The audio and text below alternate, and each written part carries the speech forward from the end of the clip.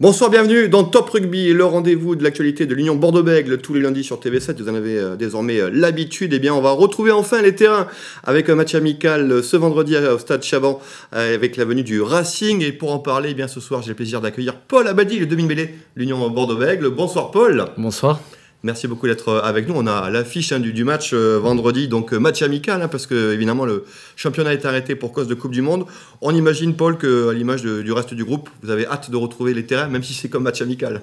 Ouais, la période de coupure a été très longue. On a bénéficié d'une bonne semaine de vacances pour régénérer un peu les organismes. On avait une grosse pré-saison. Et là, on est reparti sur la même dynamique en travaillant beaucoup physiquement. Et on a hâte de pouvoir reprendre les matchs dès la semaine prochaine, enfin, dès cette semaine plutôt, contre le Racing vendredi soir.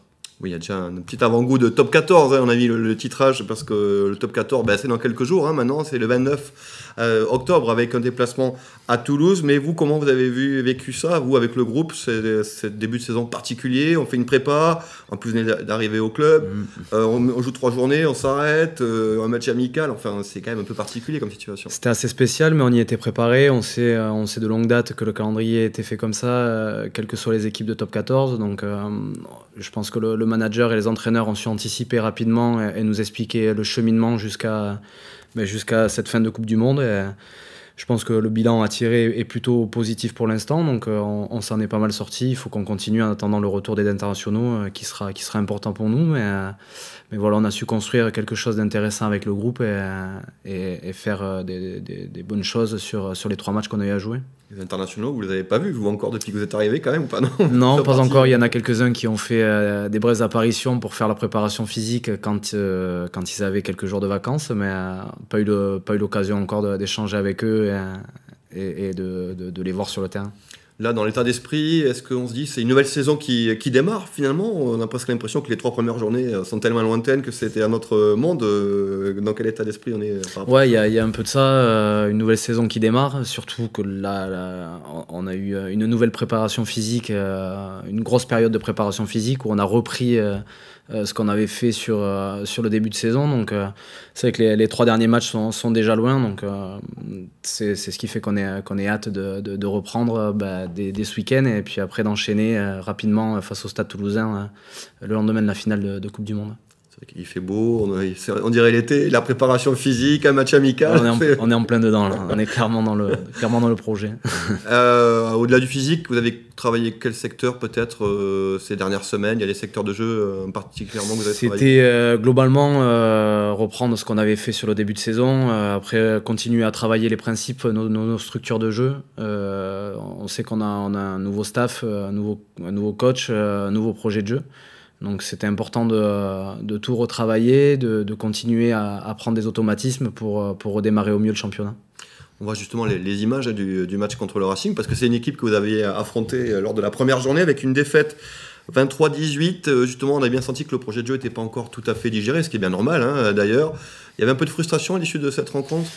Ouais, c'était un match plutôt compliqué. On s'est retrouvé rapidement à 14 contre 15, donc on avait toutes les cartes en main pour pouvoir faire un gros match. Après, c'est vrai qu'on a eu du mal sur le début de saison, notamment sur les premiers matchs amicaux. On a une défaite contre Agen qui était un peu frustrante, une autre contre La Rochelle qui était peut-être un peu plus encourageante. Et cette défaite contre le Racing a été un peu compliquée à digérer, mais on a su bien se relever derrière en remportant nos 2 matchs consécutifs. Ce qui n'était pas chose facile parce que voilà, c'est toujours compliqué pour un groupe de reprendre sur des bases nouvelles. Et c'était pas complètement abouti, mais je pense qu'on a su répondre présent et répondre aux objectifs fixés par le club sur ces 3 matchs. Le match à Toulouse, ce sera la 4e journée du top 14. Ce sera donc, vous l'avez dit, le dimanche 29. Il est déjà dans les têtes là ou pas encore? Ouais, bien sûr.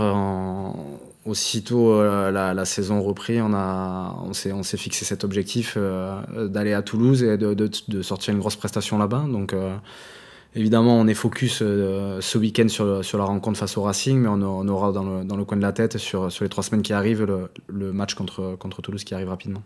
On vous rappelle, le match contre le Racing, c'est un match amical, c'est vendredi 20h au stade Chamas-Delmas. Paul Abadie est arrivé donc à l'intersaison ici à Bordeaux, sur les bords de Garonne, un fleuve qu'il connaît bien aussi.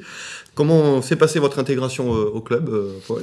Très bien, très heureux d'être arrivé dans ce groupe. C'est un groupe qui vit super bien, qui est de l'intérieur, en fait, ce qui reflète depuis de nombreuses années à l'extérieur. Donc très heureux d'être arrivé dans cette équipe. Et voilà, j'ai envie d'apporter mes compétences et tout ce que j'ai apporté à cette équipe. C'est quoi l'image qu'on a à l'extérieur de l'IBB dans les autres génial, clubs? Un groupe qui vit bien, on sait qu'il y a des chouettes personnes qui composent le club, à commencer par la structuration en haut avec Laurent Marty qui mène sa barque depuis maintenant de nombreuses années. Et voilà, le groupe qui vit très bien, c'est pas une légende. On a une belle ambiance et ça promet pour la suite de la saison. Paul, vous arrivez de Brive, avant vous étiez à Agen, des clubs plutôt habitués à jouer le maintien. Là, vous arrivez dans un club qui joue clairement le titre, le haut niveau. Ça change beaucoup de choses dans la préparation, dans le quotidien. Ouais, l'ambiance, elle est pesante dans les clubs qui jouent le maintien. Ouais, ça a toujours été un peu compliqué dans ces clubs-là. C'est vrai que la façon de préparer les matchs est complètement différente. Avant, on jouait pour ne pas perdre, alors que là, les objectifs fixés sont plus ambitieux. Donc c'est excitant pour moi à ce stade de ma carrière, en n'ayant connu que des clubs qui jouaient le maintien, d'avoir cet objectif en tête et de pouvoir jouer maintenant dans un club ambitieux qui veut jouer le haut de tableau. Vous avez découvert Chaban aussi, vous connaissiez le stade en tant qu'adversaire.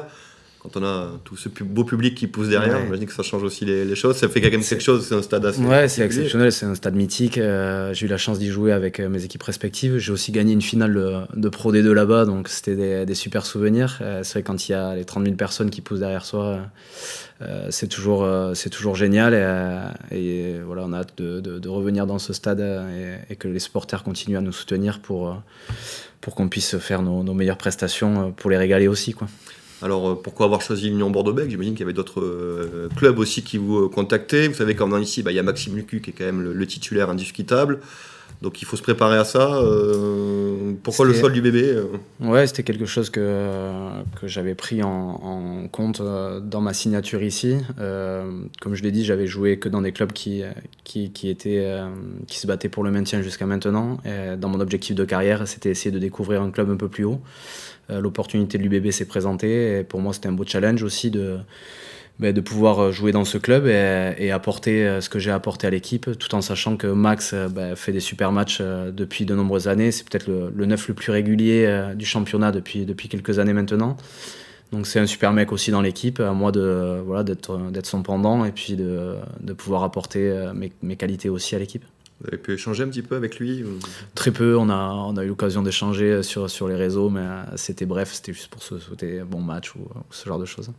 Vous, personnellement, dans quel secteur de jeu vous devez progresser le plus? Je pense qu'on est perfectible à tout moment de sa carrière, on est perfectible un peu partout. Je dois encore beaucoup progresser sur plein de secteurs pour pouvoir atteindre le très haut niveau, mais je travaille en conséquence. J'ai toujours aimé bosser et m'améliorer, donc je vais continuer sur cette voie-là pour être le plus performant pour l'équipe. Quel est votre bilan personnel sur les 3 premiers matchs, justement? Plutôt positif, content du résultat collectif. Personnellement, j'étais en galère un peu avec pas mal de pépins physiques. J'ai joué blessé sur la totalité des matchs. J'avais une fracture aux côtes contre Agen en amical, donc j'ai joué infiltré en fait sur les 3 premiers matchs. J'ai une fracture au nez contre le Racing, donc c'était un peu compliqué. Une déchirure contre Toulon.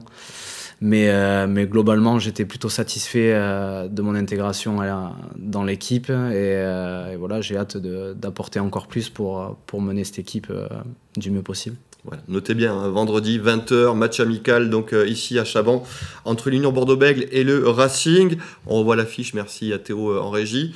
Paul, vous parliez de Max, évidemment, qu'on a suivi tout au long de cette rencontre avec l'équipe de France. Là, on va parler de l'équipe de France, on a quelques minutes. Et puis, dans la deuxième partie de l'émission, on reviendra avec Julien Duby, évidemment, sur les affiches des quarts de finale. Max, il a fait le boulot avec les Bleus, hein. Ouais, il a fait plus que le job. On sait qu'il était très attendu après la blessure d'Antoine Dupont. Ça n'a pas dû être évident pour lui de jouer avec cette pression, sachant qu'il y a un numéro 1 devant lui qui est aujourd'hui le meilleur du monde. Mais je pense qu'il a su faire une super prestation pour mener l'équipe à une victoire très large face à l'Italie. À voir s'il sera reconduit contre l'Afrique du Sud en fonction de l'état physique d'Antoine Dupont. Mais je pense que l'équipe de France peut compter sur ses qualités rugbystiques et sur son leadership pour les matchs à venir. Justement, l'actu du jour, c'est que Antoine Dupont a le feu vert pour reprendre l'entraînement. On n'a pas dit encore les matchs, il y aura une décision qui sera prise cette semaine. Vous, avec votre regard de joueur professionnel, vous partagez le même poste, vous seriez à sa place, avec le risque qu'il peut y avoir pour la santé. C'est un quart de finale, c'est une question compliquée, j'imagine, mais... Après, je pense que le choix lui revient pas vraiment, parce que lui, je suis pas à sa place, mais on a tous joué avec des pépins, on joue tous avec des pépins physiques régulièrement, donc... L'envie est plus forte, vous pensez? Ouais, la douleur n'est pas vraiment un problème, c'est après à quel point ça peut s'aggraver, sa blessure est consolidée, et ça, je pense que la question ne lui revient pas à lui, mais c'est plus entre les mains des chirurgiens. Donc l'équipe de France, pour moi, il est indispensable à l'équipe de France. Tout le monde le sait, voilà, son poste aujourd'hui, c'est la référence. Pas qu'à son poste, c'est le meilleur joueur du monde. Il est incroyable, c'est un vrai match winner, un facteur X pour l'équipe. Donc j'espère pour l'équipe de France qu'il pourra jouer ce match. L'équipe de France, justement, avant de se quitter, Paul, vous les voyez aller au bout? Je le souhaite, ça va être compliqué dès ce week-end, mais j'espère de tout cœur qu'avec le soutien du public, avec l'équipe qu'ils ont aussi, parce qu'ils ont quand même un effectif incroyable, qu'ils arriveront à gagner cette Coupe du Monde pour la première fois. Un effectif avec beaucoup de joueurs de l'Union Bordeaux-Bègles, il faut le préciser quand même, c'est pour ça aussi que l'équipe de France tourne bien. Merci Paul, on était ravis de vous retrouver, donc de vous découvrir aussi dans Top Rugby. Vous restez avec nous, on va bien sûr passer à la deuxième partie du 19h Sport avec Julien Duby. On va revenir sur les résultats du week-end et se tourner déjà vers les quarts de finale qui s'annoncent passionnants ce week-end pour la Coupe du Monde.